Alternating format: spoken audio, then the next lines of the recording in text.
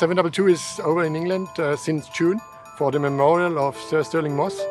And today we tried to fire up the engine, did some laps here to check if everything works, and we're happy so far. We're at the Royal Naval College in Greenwich because basically it's like a sort of stunt double for the centre of London. It's where people like Bond and such like come and film, so that they've got somewhere that looks like Whitehall but is all closed roads. This is where the camera guys have the time to sort of indulge themselves a little bit and get all those details. The car looks great from every angle, and we're really looking forward to someday where we're going to be actually taking this out on the streets of London. The 722, Stirling Moss's car, back to his house. It's going to be something really special.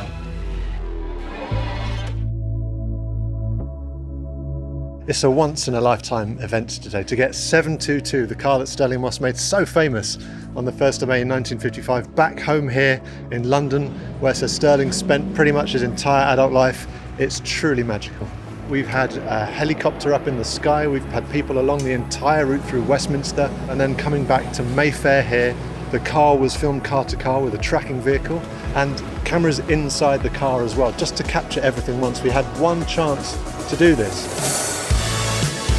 Stirling Moss winning the Mille Miglia in 1955 in that car is one of the great feats in the history of motor racing. It was that car which kind of put Stirling Moss on the map. They used to call him the Boy Wonder, and he kind of became Mr. Motor Racing after that. The car today is being driven by Gert Straub. Nobody knows those cars better than Gert. They're kind of his family. He is, I think, the 4th generation of his family to work at Mercedes-Benz. The 5th and the 6th are already there.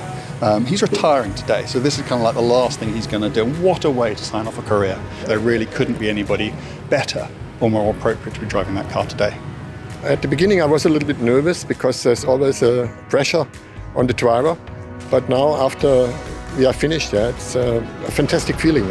It's a race car designed to be on a racetrack full speed and not designed for stop and go traffic in town.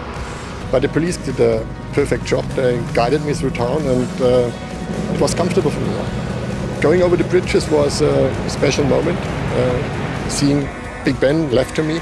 But I was always fully concentrated on the car. Lady Moss has been tremendously welcoming here at her home in Shepherd Street, and also their son Elliot, who we'll see in the film as well. Without their support and active engagement, none of this would have been possible.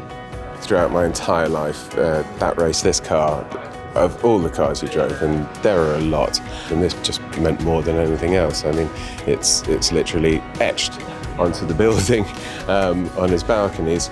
My personal memory of it is from 2015, which was the 60th anniversary in Braysher, and I think the last time I ever did a public thing with him. And that was the first time I ever sat in the driver's seat and had an idea of how difficult it would have actually been. There's something for everyone in this film, whether you're a lifelong fan like me or you're new to the story of the Mille Miglia and Sir Stirling Moss. And we hope that people will spot some of the things that have happened deliberately and some of them by happy accident throughout the film. And I think it's only fitting that 722 moves to a new phase of its life, and we'll be taking her back to the museum in Stuttgart, where millions of people a year will get to see her up close and in person. And of course, for all of the rest of us, there's always this fabulous film.